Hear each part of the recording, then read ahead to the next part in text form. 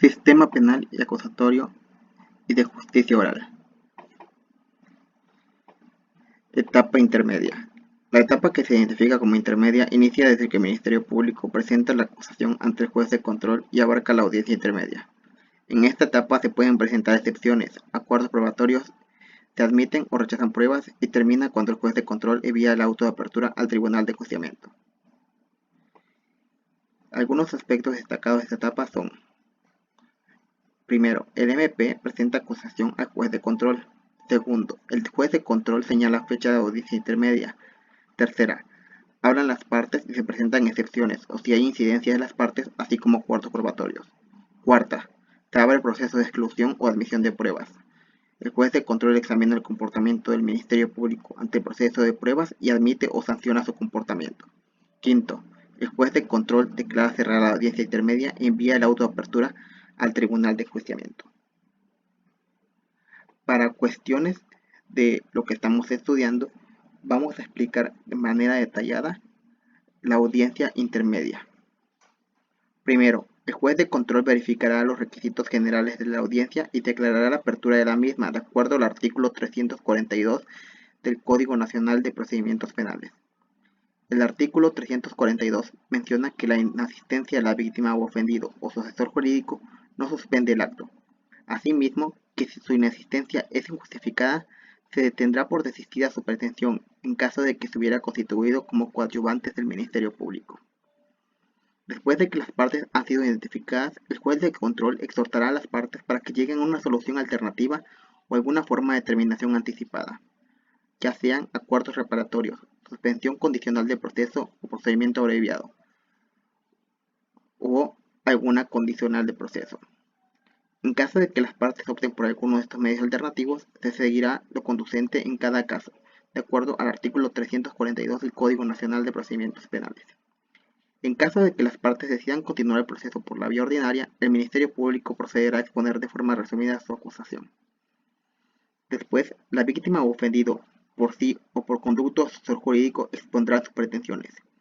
De igual manera, el acusado por sí o por conducto de su defensor expondrá sus solicitudes y pretensiones de acuerdo al artículo 344 del Código Nacional de Procedimientos Penales. Posteriormente, el defensor y la víctima o ofendido podrán solicitar la corrección de defectos formales de la acusación. En caso de ser procedentes, el juez de control requerirá al Ministerio Público que corrija los defectos formales. De no ser corregidos los defectos formales, el juez de control ordenará la suspensión de la audiencia y señalará fecha para la reanudación. En caso de no haberse señalado defectos formales, que estos no hayan resultado procedentes o que hayan quedado corregidos, el juez de control abrirá el debate para resolver las incidencias y excepciones que en su caso haya presentado la defensa del Ministerio Público. Del debate anterior, el juez de control analizará si se procede al sobreseimiento, lo que, en su caso, llevaría al fin del procedimiento, si no, continúa la audiencia. Concluido el debate anterior, la defensa y el Ministerio Público, en caso de existir, podrán plantear los acuerdos probatorios. Si la víctima o ofendido se opusieran al acuerdo, el juez de control debería determinar si esta oposición es fundada o no. Si el juez encuentra fundada la oposición de la víctima, rechazará el acuerdo probatorio. De lo contrario, el Ministerio Público podrá realizar el acuerdo probatorio. Después de ser examinados los medios de prueba, el juez de control podrá excluir medios de prueba para que no sean rendidos en la audiencia de enjuiciamiento. Los medios de prueba a excluir, de acuerdo al artículo 346, serán aquellos que no se refieran directa o indirectamente al objeto de la investigación o no sean útiles en el esclarecimiento de los hechos.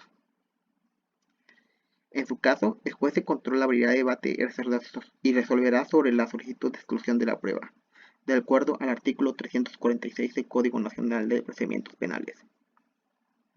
Finalmente, el juez de control emitirá el auto de apertura a juicio oral, el cual deberá indicar: primero, el Tribunal de Enjuiciamiento competente para celebrar la audiencia de juicio, así como la fecha y hora fijadas para la audiencia.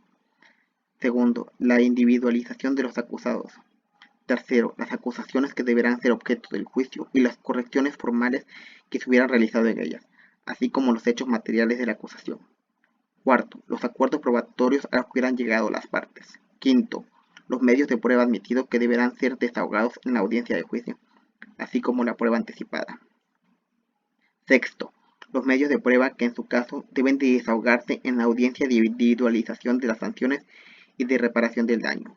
Séptimo, las medidas de resguardo de identidad y datos personales que procedan en términos del Código Nacional de Procedimientos Penales.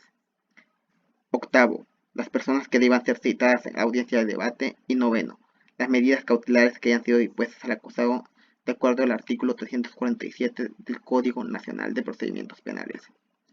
El juez de control deberá hacer llegar el auto de apertura a juicio al tribunal de enjuiciamiento competente, dentro de los 5 días siguientes de haberse dictado. Asimismo, pondrá a su disposición los registros y al acusado, de acuerdo al artículo 347 del Código Nacional de Procedimientos Penales, dando fin, así, a la etapa intermedia y continuando a la siguiente etapa de juicio oral.